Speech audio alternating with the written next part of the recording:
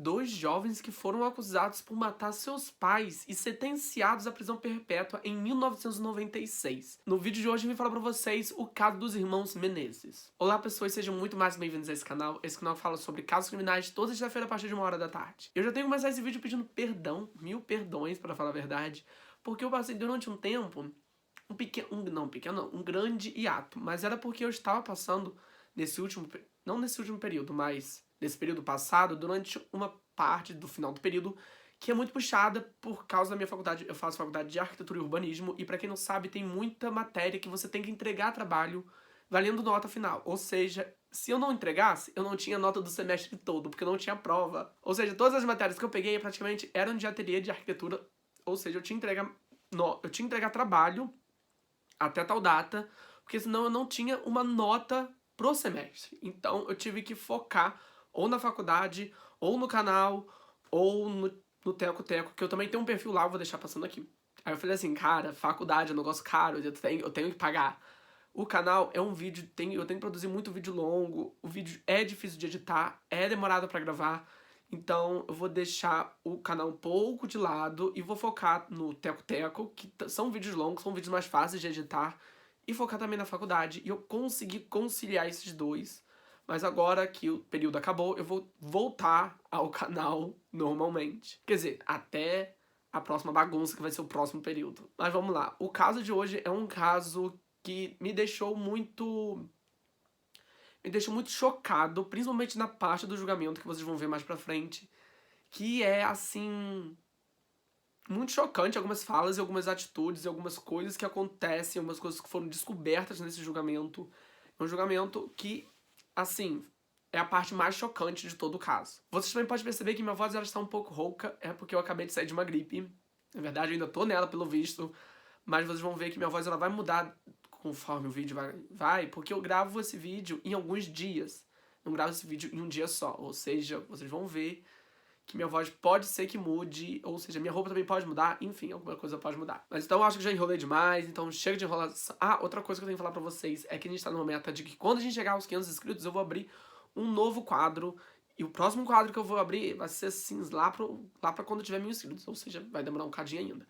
Mas quando bater 500 inscritos eu vou abrir um novo quadro aqui no canal, então se inscreve no canal, deixa seu like, comenta muito, enfim. Mas agora sim, chega de enrolação, chega de blá blá blá, sem mais delongas, simbora pro vídeo de hoje. Joseph Lyle Menendez e Eric Galen Menendez foram dois irmãos condenados pela morte de seus pais em 1996. Durante o julgamento, os irmãos afirmaram que cometeram os assassinatos por legítima defesa contra os seus próprios pais. Sua mãe, Mary Louise Menendez, era viciada, eles falaram que ela era abusiva, não no sentido de abuso sexual, mas sim no abuso físico. Ela também era alcoólatra e lutava contra o seu vício em drogas. Já o seu pai, José Menendez, ele sim abusava sexualmente dos seus filhos. Então eles falaram que mataram os seus pais por legítima defesa. Mas a acusação falou que isso não tem nada a ver com legítima defesa e que eles estavam tentando meio que botar a mão no patrimônio da família, que estava avaliado naquela época em 14 milhões de dólares. Ou seja, a família era bem boa, era assim, bem de vida. O pai de Joseph e também de Erika, que era José Henrique Menendez,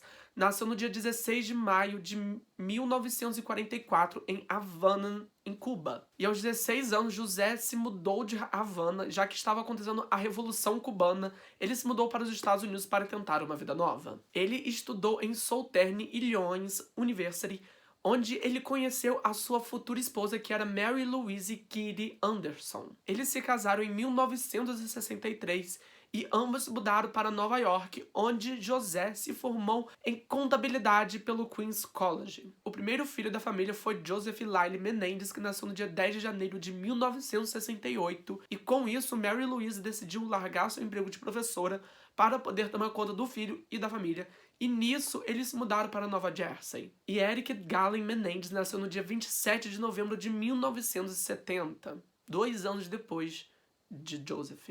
Já em Nova Jersey, a família morava em Hopewell Township, que era uma parte boa da cidade, e ambos os irmãos frequentavam a mesma escola, ou seja, eles tinham um convívio muito perto um do outro. E no verão de 1976, entra, vamos dizer assim, um personagem que vai ser lembrado mais pra frente no julgamento, que é a prima deles, chamada Diane Van Moller, que decidiu passar um tempo ali com eles. E nessa estadia na casa dos Menendez, ela afirmou que Joseph contou a ela que estava sendo abusado pelo seu próprio pai. Diane contou isso para a mãe deles, mas a mãe tomou meio que partido do marido, afirmando que o filho estava mentindo e que estava tentando chamar a atenção. Diane lembrou também que depois desse episódio, a Mary Louise levou seu filho Joseph para o andar de cima da casa e depois desse dia ela nunca mais ouviu falar sobre isso, falar sobre o abuso que Joseph e Eric estavam sofrendo. Agora pulando para o ano de 1986, a carreira de José, que era o pai da família, que trabalhava no setor musical como executivo musical da empresa internacional chamada Video Entertainment, meio que levou eles para viver em Beverly Hills, na Califórnia. No ano seguinte, Eric estudou na escola de Beverly Hills High School, onde ele obtinha notas médias, mas ele mostrou um certo talento para o tênis, que ele até mesmo competiu na categoria júnior, ficando em 44º lugar. Acho que é assim que se fala, onde fica o 44. A família era vista por todos ali como sendo uma família muito feliz, mas vamos dizer, dentro das 4 paredes, a família não era tão feliz assim. A mãe, Mary Louise, já tinha tentado suicídio 3 vezes, e o pai, o José, era descrito como sendo um valentão, mulherengo e também obcecado por o sucesso. Os irmãos, apesar de serem muito ricos, eles começaram a roubar pequenas coisas por diversão. Além também deles se envolverem em brigas e também em outras confusões, chegando até mesmo ao ponto de Joseph ser expulso da escola onde ele estudava por plágio. Isso tudo, claro, né, meio que preocupava os pais em relação aos filhos. E agora eu vou falar pra vocês sobre o que aconteceu na noite do crime, ou o que supostamente aconteceu, né? No dia 20 de agosto de 1989, José e Mary Louise estavam na sala de sua casa assistindo televisão quando Joseph e Eric entraram com 2 espingardas de calibre 12. José foi morto com um tiro fatal na parte de trás da cabeça, mas isso não impediu que os irmãos atirassem mais vezes. Eles atiraram mais 5 vezes, totalizando 6 tiros. Já Mary Louise levou 10 tiros antes de levar o seu tiro fatal na bochecha. Antes dela levar esse tiro fatal, ela estava pela sala rastejando, agoniando, gemendo de dor.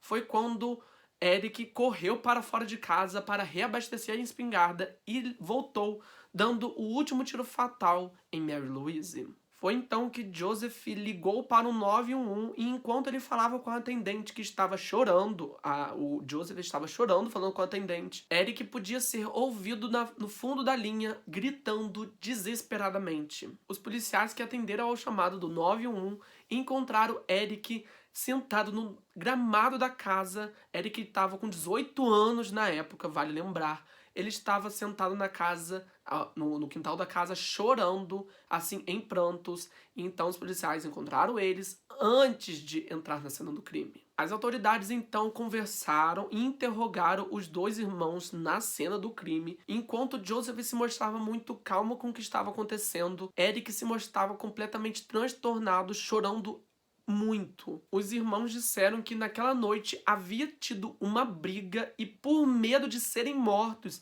eles decidiram sair para ver um filme, que era o filme do Batman, e também participar de um festival chamado Taste of LA. Mas eles meio que tiveram que fazer um pit stop voltando para casa para poder pegar a identidade do irmão mais novo, que estava com 18 anos, para que ele pudesse beber bebidas alcoólicas. Foi então que eles encontraram os 2 pais completamente mortos na sala da casa. E ainda na cena do crime, os policiais não notaram que nada havia sido roubado, não havia nenhum sinal de arrombamento, ou seja, quem entrou naquele lugar, quem entrou naquela casa, sabia aonde entrar, o que deveria fazer para não arrombar, ou que era conhecido da família, e que só estava ali para matar e não para roubar nada. Vale lembrar que os policiais eles não levaram os irmãos, vamos dizer assim, como suspeitos do caso, já que eles até mesmo não fizeram meio que um exame ali mesmo na cena do crime para saber se havia resquícios de arma, pólvora na roupa dos garotos. Ou seja, eles não fizeram esse exame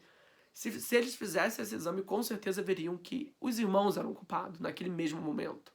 E o caso praticamente terminaria aí. Após o crime, os dois irmãos receberam uma apólice de seguro de cerca de 650 mil dólares. E eles começaram a gastar esse dinheiro praticamente desenfreadamente. José, que na época tinha 21 anos, comprou um Rolex, um Porsche, algumas roupas de marcas, tipo assim, muito caras. Fora também que ele comprou um restaurante em Princeton, que era a cidade que eles haviam morado antes dos assassinatos. Eric, que tinha 18 anos na época, comprou um Jeep Wrangler, que é muito caro esse Jeep. Acho que naquela época deveria ser também bem caro. Ele também comprou, ou ele meio que alugou, não sei. Mas enfim, ele gastou 50 mil dólares com um treinador de tênis pessoal. Fora também que ele fez um investimento em um festival de música que ia acontecer em LA. Fora também que ele participou de vários torneios de tênis em Israel. Ou seja, isso custava dinheiro. Os irmãos acabaram deixando a mansão em Beverly Hills meio que desocupada, optando por morar na vizinhança de Marina del Rey. Fora também que os seus jantares não eram nada barato. Eles gastavam bastante em restaurantes, fora também que eles fizeram 2 viagens internacional para Londres e para Caribe. Eles gastaram praticamente um pouco a mais da apólice de seguro. Eles gastaram cerca de 700 mil dólares. Vale lembrar que o José valia naquela época, vamos dizer, os Menendez valiam naquela época 14 milhões de dólares. É muito dinheiro. E isso, vamos dizer assim, esse gasto excessivo meio que não condiz com o comportamento de uma pessoa que acabou de perder os seus pais. Mas familiares disseram que meio que os assassinatos que aconteceram não mudariam quem Eric e Joseph eram, já que antes dos assassinatos eles também eram conhecidos por gastar muito. Ou seja, os familiares disseram que não houve mudança no comportamento dos garotos. Em um ponto muito estranho desse caso é que em determinado momento eles assistiram um jogo do New York Yankees, onde eles apareceram na parte inferior, direita ou esquerda, de um cartão de basquete, exatamente. Esse cartão de basquete era do jogador Mark Jackson e eles apareceram lá na fotografia. Ou seja, esses irmãos deveriam ter gastado essa grana muito rápido. E também com muitas outras coisas. Não tô falando que eles aparecerem nesse cartão de basquete, eles pagaram pra estar ali, mas, tipo assim, é um fato muito curioso sobre esse caso, é que eles apareceram em um cartão colecionável. É doideira. E agora eu vou falar para vocês sobre a investigação do caso dos irmãos Menendez. Durante o período inicial da investigação, os investigadores se privaram buscando sobre suspeitos que tinham a intenção de matar José e Mary Louise, fora também que eles investigaram uma possível ligação com a máfia local. À medida que a investigação começava a se encaminhar, os policiais começaram a perceber que os irmãos poderiam ser os autores do crime, já que depois dos assassinatos, eles simplesmente pegaram a apólice de seguro, meio que, vão pegar. Fora também que eles começaram a gastar esse dinheiro todo muito rápido. Isso não condizia com o comportamento de uma pessoa que tinha acabado de perder seus pais. Em uma tentativa de buscar a confissão de Eric, a polícia pediu para um amigo dele chamado Craig usasse um fio, uma espécie de microfone, para poder obter a confissão dele durante um jantar. Mas quando Craig perguntou isso a Eric, ele negou qualquer envolvimento com o assassinato. Porém, foi graças a um psicólogo, não graças a um psicólogo, mas enfim, foi graças a um psicólogo chamado Dr. Oziel, que já tratava o Eric. Ele entrou em contato com o Eric, perguntando se ele queria meio que recomeçar a sua sessão de terapia depois daquilo tudo, e Eric concordou com isso. Foi então que, após algumas sessões de terapia, Eric acabou confessando ter matado os dois pais. Exatamente. As sessões de terapia continuaram, mesmo Oziel sabendo daquilo. Foi então que ele conseguiu com que Joseph e Eric fossem para a mesma sessão de terapia, e ele perguntou se poderiam gravar aquilo tudo para poder meio que servir de base de estudo. Os dois irmãos aceitaram aquilo e foram gravadas 3 fitas. Em uma dessas fitas, o Joseph e Eric meio que confessaram ter matado os dois pais. Eric meio que tentou passar o pano em cima dele, dizendo que ele matou o pai e a mãe para poder tirar a mãe da miséria. Exatamente. Enquanto Joseph meio que falou que estamos envolvidos no crime. Apenas concordou que ele estava envolvido no crime. Após essa confissão, Oziel meio que confidenciou essas 3 fitas, essa confissão dos irmãos Menendez para sua namorada extraconjugal, que era a Judalon Smith. Judalon Smith e Oziel tiveram um relacionamento muito conturbado. Ela alegou que o Oziel era abusivo e agressivo com ela. Depois que ele praticamente atacou Smith, a Judalon Smith, ela decidiu ligar para a polícia confessando que ela sabia que os irmãos Menendez mataram seus pais. Ela até mesmo mostrou as 3 fitas que foram gravadas na sessão de terapia para os policiais. Fora também que ela disse que o seu amante, o Dr. Oziel, estava sendo ameaçado fisicamente pelos irmãos Menendez para que ele não confessasse que tinha a confissão dos irmãos se envolvendo naquele crime. E aí entra uma questão sobre o sigilo médico e o crime. Até onde, na sua opinião, pode haver esse sigilo médico e o crime? Porque, cara, imagina só você ter um paciente que confessou ter matado uma pessoa. O que você faria? Se você iria atrás de um policial ou você simplesmente deixaria a sessão de terapia acontecer? Joseph foi preso no dia 8 de março de 1990. Já Eric, que estava em um torneio de tênis em Israel, depois ele voou para Miami.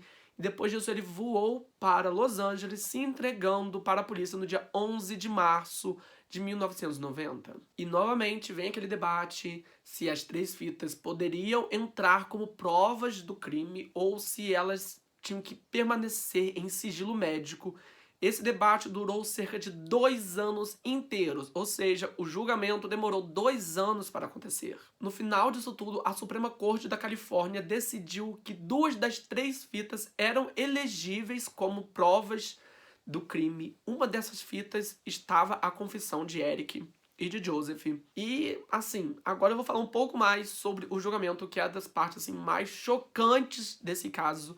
Não só pelo julgamento em si, mas sim por algumas falas e também algumas novas coisas que aconteceram durante esse julgamento. O julgamento dos irmãos Menendez se tornou algo muito popular, já que a TV Tribunal decidiu transmitir todo o julgamento para a TV aberta, para a TV a cabo, e ambos os julgamentos foram separados, ou seja, os irmãos Menendez foram julgados com 2 júris separados. Esses julgamentos se transformaram em grande sucesso, vamos dizer assim, já que uma TV meio que recém-formada, que era a Cortes TV, meio que estava tentando fazer o tribunal, qualquer julgamento que acontecesse em um programa esportivo, um programa no finalzinho da tarde. Sabe aqueles programas que a gente vê um joguinho de bola, alguma coisa assim? Então, você veria um julgamento acontecendo. Meio que essa TV meio que popularizou o tribunal deles 2, já que esse crime tinha tudo de uma novela. Família rica, irmãos raivosos e ricos, e que eram considerados bonitos, um assassinato, quem matou quem, enfim, era meio que um drama de novela que todo mundo queria ver. Já agora falando sobre o julgamento em si, dentro do tribunal, os promotores alegaram que Joseph e também Eric mataram seus pais por estar em busca do dinheiro deles. Já os irmãos contestaram isso falando que eles mataram seus pais por legítima defesa. Os irmãos Menendez disseram que mataram seus pais já que eles haviam sofrendo uma vida inteira de abusos sexuais, principalmente vinda de abuso sexual do seu pai, que foi descrito no tribunal como sendo um perfeccionista cruel e também pedófilo. Enquanto isso, a mãe dos irmãos Menendez era descrita como sendo uma alcoólatra, viciada em drogas, egoísta e também mentalmente instável, que apoiava as perversidades do marido e também abusava fisicamente, não sexualmente, mas abusava fisicamente dos irmãos. A acusação contra os pais foram apoiadas por 2 membros da família, incluindo a Diane, que confessou mais tarde que havia falado com o Joseph e ele tinha falado com ela sobre o abuso sexual do seu pai, fora também que outro primo deles, chamado Andy Cannell, falou no tribunal que Joseph tinha falado isso com ele, tinha falado que tinha sofrido abuso sexual, e eles meio que apelidaram esse abuso, na época que eles eram muito novos, eles apelidaram isso como massagem peniana. Fora também que uma imagem mostrando a genitália do Eric e também de Joseph foi mostrada no tribunal, e essa foto teria sido tirada pelo próprio pai. Mas, novamente, a acusação falou que os irmãos Menendez tinham matado os seus pais por questão financeira. Mas os advogados falaram que eles nem sabiam se iam receber ou não a herança dos pais. Fora também que a promotora do caso de Joseph disse que, gente, abre aspas, olha só. Homens não poderiam ser estuprados porque não têm equipamentos necessários para serem estuprados. Fecha aspas. Exatamente. Ela falou que só quem pode ser estuprado é uma mulher, já que ela tem o equipamento necessário para isso. Vocês têm noção do quão problemático é essa fala? Você falar que não existe abuso sexual de menores de idade, principalmente de homens. Isso acontece muito, a gente já viu muito caso sobre abuso sexual de assassinos de serial killer que tiveram suas infâncias cercadas por abuso sexual do seu pai, e vem uma promotora falar que o estupro masculino, estupro de pessoas que estupram homens, não existe. Cara, isso é sem lógica nenhuma. Agora, voltando lá ao julgamento, gente, senão eu fico nesse debate por muito tempo. Mas vamos lá. Eric disse que algumas semanas antes do acontecimento do final trágico da família Menendez, ele havia confessado a Joseph os abusos que ele havia sofrendo do pai. Isso se seguiu uma briga muito intensa, uma tensão na família. Eles também testemunharam que, depois de ter brigado com seu pai sobre esse abuso, o pai ameaçou matá-los caso eles tornassem essa história do abuso sexual público. E a última briga que aconteceu, o último confronto que aconteceu minutos antes da morte deles, que foi no dia 20 de agosto de 1989. Eles disseram que nesses minutos antes eles haviam brigado, fechado a porta, o pai havia fechado a porta. Foi então que, por medo deles serem mortos, Joseph e Eric foram para fora de casa, pegaram as espingardas e voltaram e mataram os seus pais. Os primeiros julgamentos aconteceram em 6 meses, com um júri terminando imparcial. Eles não conseguiram decidir se Joseph e Eric eram culpados ou eles eram inocentes de ter matado o pai. Eles não acreditavam se Eric e Joseph tinham matado eles por ganância ou por medo. E imediatamente eles foram anunciados que seriam julgados novamente. O segundo julgamento, que aconteceu em 1995, foi bem menos sensacionalista, já que o juiz Stanley não permitiu a entrada de câmeras de TV no tribunal. O juiz também concordou que não havia provas o suficiente para poder dizer que José abusou sexualmente dos filhos, e meio que isso acabou com a defesa deles, já que a defesa defendia que eles haviam sendo abusados pelos pais e que isso incentivou a eles a cometer esse crime. Alguns anos depois, em 2014 mais ou menos, Diane confessou para a BBC News que ela realmente acreditava que Joseph havia sido abusado pelo pai, já que quando ela era criança havia escutado essa história do próprio Joseph sobre esse abuso físico. E aí que vem uma nova coisa sobre esse caso, que é mais recente, que foi um cantor de uma banda que eu vou contar pra vocês agora. O cantor chamado Roy Rosello, que é o boy band, que participou da boy band Menudo, acusou José de agressão sexual. Ele disse que foi abusado por José enquanto ele entrava na banda Menudo em meados de 1980. Ele falou que ele ainda era adolescente nessa época. E agora eu vou tentar explicar um pouco mais sobre esse caso do Roy. Ele confessou esse abuso sexual vindo de José em um documentário chamado Os Irmãos Menendez mais Menudo, que deve estar disponível em algum lugar. Roy disse nesse documentário que ele foi abusado por José enquanto estava na banda Menudo, isso que era em torno dos 13 aos 16 anos. E ele disse nesse documentário, e também para o Today da NBC, que ele foi abusado não só por ele, mas também por o fundador da banda, que era gente, eu não sei se fala esse nome, Edgardo Dias.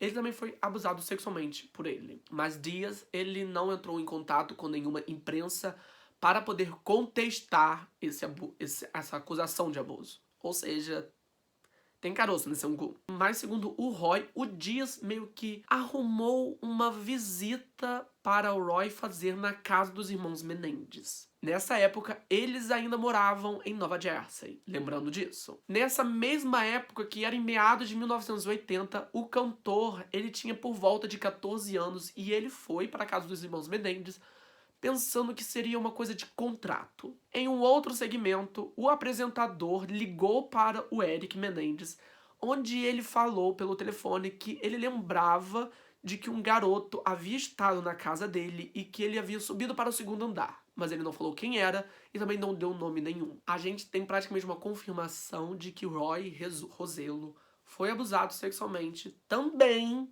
de José. E também de um outro cara, que é um completamente, não vou nem falar o nome, porque, né? Mas Robert Hand, que foi o repórter que organizou esse documentário, que foi o repórter investigativo do julgamento dos irmãos, fora também que ele foi entrevistar outras testemunhas-chave sobre o caso dos irmãos Menendez.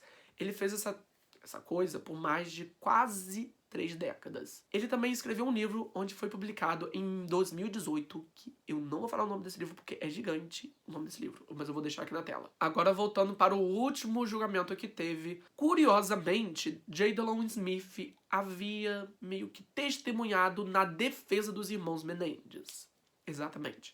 Ela disse que o ex-namorado dela, o Dr. Oziel, havia manipulado os dois irmãos a confessarem os assassinatos. Mas esse esforço, sim, vindo dela, não adiantou de nada, já que em 21 de março de 1996, os dois irmãos Menendez foram sentenciados a 2 prisões perpétuas sem possibilidade de liberdade condicional. O Departamento de Correções da Califórnia decidiu separar os dois irmãos, ou seja, um foi para uma prisão e outro foi para outra. E por serem considerados presos de segurança máxima, ambos os irmãos tiveram suas identidades